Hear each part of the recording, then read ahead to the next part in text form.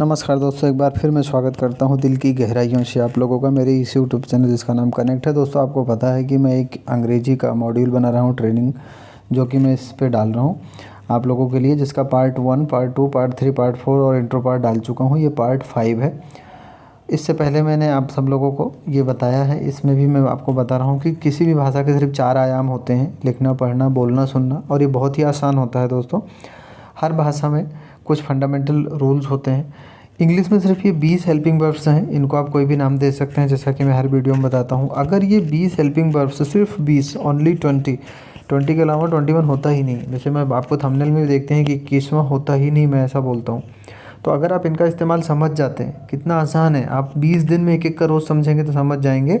अगर आप समझ जाते हैं इनका कब और कहाँ कैसे इस्तेमाल करना है, तो आप जो 4 आयाम हैं ये इंग्लिश के, जिसको कहते हैं पढ़ना, लिखना, सुनना और बोलना, यानी रीडिंग, राइटिंग, लिसनिंग और स्पीकिंग, ये आपके लिए बहुत ही आसान हो जाएगा। आप कहीं भी लिखी हुई भाषा को समझ सकेंगे कि लिखने वाले ने क्या लिखा है, और आप पढ़ सकेंगे उसको अच्छे से, ठीक से, बिना गलती किए। तो दोस्तों, इससे पहले जो मैंने वीडियो बनाई है, उन वीडियो में मैंने आपको आई एम, इज़ और आर का इस्तेमाल बताया है। इसमें मैं आपको वाज और वर बताने की कोशिश कर रहा हूँ, जिसमें से भी वाज में इससे जस्ट पहले वाली में बता चुका हूँ। तो ये अब आज मैं वर का आप लोगों को उदाहरण बताऊँगा। तो जैसा पहले मैंने बताया था आपको कि इज में भी और वाज में भी रूल हर जगह वही लगते हैं। एक वीडियो मैंने बनाई थी, उसमें बोला था कि ये दोनों आपस में सगे भाई होते हैं। उसका रीज़न यही था क्योंकि दोनों का मतलब सेम होता है, सिर्फ इस्तेमाल थोड़ा सा फ़र्क है। जैसे वाज का इस्तेमाल किसी एक वस्तु, स्थान, एक सिंगल चीज़ के लिए, किसी जीव जंतु एक के लिए इस्तेमाल करते हैं, नाम ही चाहे क्यों ना हो किसी का वो। और वर का इस्तेमाल एक से ज़्यादा के लिए, यानी बहुवचन के लिए करते हैं। यही रूल इज़ में चलता है, आर में, इज़ और आर में। यही रूल वाज वर में, यही रूल हैज़ हैव आगे पढ़ाऊँगा आपको, उसमें भी चलता है। कुछ एक दो जगह हैं जहाँ पे रूल नहीं चलता है, तो आप इसको सिर्फ इतना बारीकी से समझ के रखिए कि किसके किसके साथ में क्या यूज करते हैं, वाज किसके साथ और वर किसके साथ। बाकी फंडामेंटल रूल सबके सेम है, जैसा मैंने आपको बताया था कि अब जैसे आप आइए एग्जांपल से समझते हैं कि अगर मैंने बोला कि क्या वो जानवर थे मतलब बहुत से थे, कई की बात हो रही है, दे वर एनिमल, और इसी के बाद वर के बाद अगर नॉट लग जाएगा, हमेशा अगर नकारात्मक बोलना है आपको, तो इसका रूल यही होता है कि जो हेल्पिंग वर्ब 20 में बोलता हूँ, इस 20 में से जो भी आप बना रहे हैं सेंटेंस, उसके बाद में नॉट लगा दें। तो जैसे दे वर नॉट, आप देखिए दे और एनिमल्स वही हैं दोनों सेंटेंस में, वर भी वही है, सिर्फ वर के बाद इसमें नॉट लग गया। तो नॉट लगाते ही जैसे दे वर एनिमल था, अब दे वर और एनिमल दोनों के बीच में देखिए दे वर वही है जो ऊपर था, नॉट एनिमल, ये नेगेटिव हो गया। कितना आसान है, सब कुछ सेम चल रहा है। उसके बाद फिर अगर आपको इसको इंटरोगेटिव बनाना है, तो वर, जैसा मैं हमेशा बताता हूँ कि कोई भी हेल्पिंग वर्ब जो 20 से 20 में से कोई भी एक अगर पहले आ जाता है किसी सेंटेंस में, शुरुआत में आ जाता है, तो वो अपने आप ही इंटरोगेटिव बन जाता है।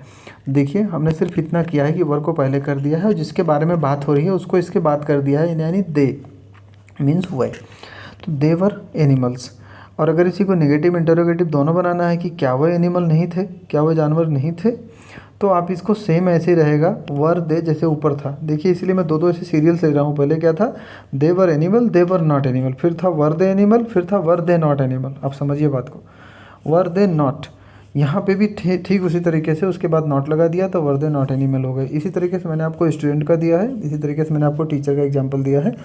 आप ऐसे डेली लाइफ में, रोज़ की दिनचर्या में इस तरीके से आप इसको प्रैक्टिस करने की कोशिश करिए। इस पे और भी एग्जाम्पल आप बनाइए।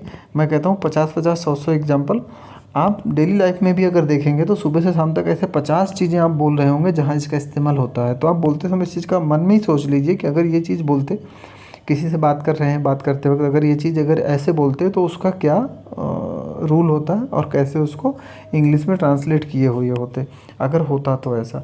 तो इससे आपकी प्रैक्टिस समझ में आएगी, बनी रहेगी। बहुत ही आसान है दोस्तों, मैं हमेशा बोलता हूँ इससे आसान दुनिया की कोई लैंग्वेज नहीं। इसलिए थंबनेल में भी, सारे थंबनेल में मैंने ये लिखा है कि अंग्रेज़ी दुनिया की सबसे आसान लैंग्वेज है। इस लैंग्वेज में इन 20 के अलावा 21वां होता ही नहीं। इसलिए बोलता हूँ कि इन 20 का ही सारा खेल है, 20 का ही सारा इस्तेमाल है। आप पढ़िए तो, लिखिए तो, बोलिए तो, सुनिए तो, 20 के अलावा कुछ है ही नहीं। सो दोस्तों, जो पहले जैसे मैंने ये आसान तरीके आपको बताए हैं, फंडामेंटल बेसिक, इनकी प्रैक्टिस करिए, इनको समझिए। उसके बाद आगे हम लोग जब चलेंगे तो इसका और एडवांस वर्जन मैं आपको बताऊँगा, जैसा हर वीडियो में बताता हूँ मैं आपको।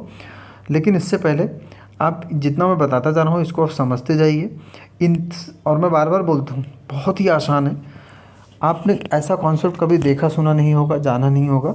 लोग ग्रामर पढ़ाते हैं, लोग दुनिया भर का वर्ब एडवर्ब ना नाउन प्रोनाउन दुनिया भर की चीज़ें पढ़ाते हैं, कन्फ्यूजन और ज़्यादा बढ़ जाती है। एकदम सिंपल कॉन्सेप्ट है, एकदम आसान है। सिर्फ सारा खेल इस 20 हेल्पिंग वर्ब्स का है। इसको आप पहले लगा देते हैं तो वो क्वेश्चनात्मक बन जाएगा, यानी प्रश्नवाचक, अगर जिसको इंटरोगेटिव भी कहते हैं। इसके बाद नॉट लगा देंगे, नेगेटिव बन जाएगा। जैसे मैं आपको पहले एग्जांपल दे रहा हूँ, देखिए समझिए, दो एग्जांपल सेम है, तो इस तरीके से आप इसका इस्तेमाल करेंगे। और रूल समझने वाली बात यह है कि एक वस्तु नाम या एक चीज़ के लिए, एक जीव के लिए, या कुछ भी कह लीजिए, एक के लिए जो इस्तेमाल होता है वो, और एक से ज़्यादा के लिए जो इस्तेमाल होता है वो, ये दोनों चीज़ सिमिलर होती हैं। इसीलिए एक पार्ट में मैंने इनको आपस में सगा भाई बोला था, क्योंकि आर और इज दोनों सेम है, फ़र्क सिर्फ सिंगल और बहुवचन का है। वाज और वर दोनों सेम है, फ़र्क सिर्फ सिंगल और बहुवचन का है।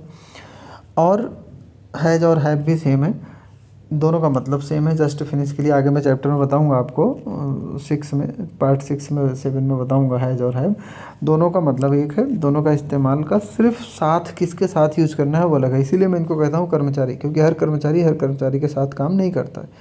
हर कर्मचारी के बॉस अलग होते हैं, कॉलीग अलग होते हैं। तो इस समझने का कॉन्सेप्ट आपको अच्छा रहेगा, आसान रहेगा, आप कभी भूलेंगे नहीं, क्योंकि ये ऐसे कॉन्सेप्ट होते हैं जो डेली लाइफ में प्रैक्टिकल में आते हैं, इनको कभी इंसान भूलता नहीं है।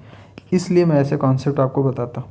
तो दोस्तों, जैसा कि हर वीडियो में आपसे रिक्वेस्ट करता हूँ कि चैनल को सब्सक्राइब करें। स्पेशली हिंदी मीडियम के जो पढ़ते हैं बच्चे, उनको एग्ज़ाम के पर्पज़ के लिए तो नहीं काम आएगा, लेकिन नौकरी के पर्पज़ के लिए ये मेरा वीडियो काम आएगा उनको, क्योंकि कॉन्सेप्ट खुल जाएगा उनका बहुत ही आसान, कि अगर हेल्पिंग वर्ब पहले लिखा है तो इंटरोगेटिव है, उसके बाद नॉट लग जाता है। तो ये हिंदी मीडियम पढ़ने वालों के साथ शेयर करिए, जो इंग्लिश सीखना चाहते हैं उनके साथ शेयर करिए, जो बहुत पढ़े लिखे हैं, केवल इंग्लिश की वजह से नौकरी में सैलरी अच्छी नहीं मिल रही है, उनके साथ शेयर करिए।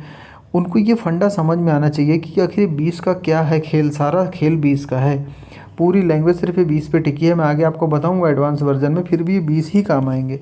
हो सकता है कहीं ये दो एक साथ काम आएंगे, लेकिन कुल मिला के 20 का ही खेल है। हो सकता है कहीं दोनों हैज हैव या हैड हैव है ना, ये दोनों साथ इस्तेमाल हो सकते हैं। कुछ और भी ऐसे फंडे मैं आपको बताऊंगा, लेकिन है सारा खेल इन्हीं 20 का। इन 20 की रेसिपी है, इन 20 को ही पूरा घुमा फिरा के आपको बनाना है कि हर जगह इन्हीं का कहाँ पहले इस्तेमाल होगा, कहाँ बीच में होगा, कहाँ बाद में होगा, कहाँ साथ में होगा, और उसका मतलब क्या हो जाता है। तो दोस्तों, इस वीडियो में बस इतना ही। Thank you.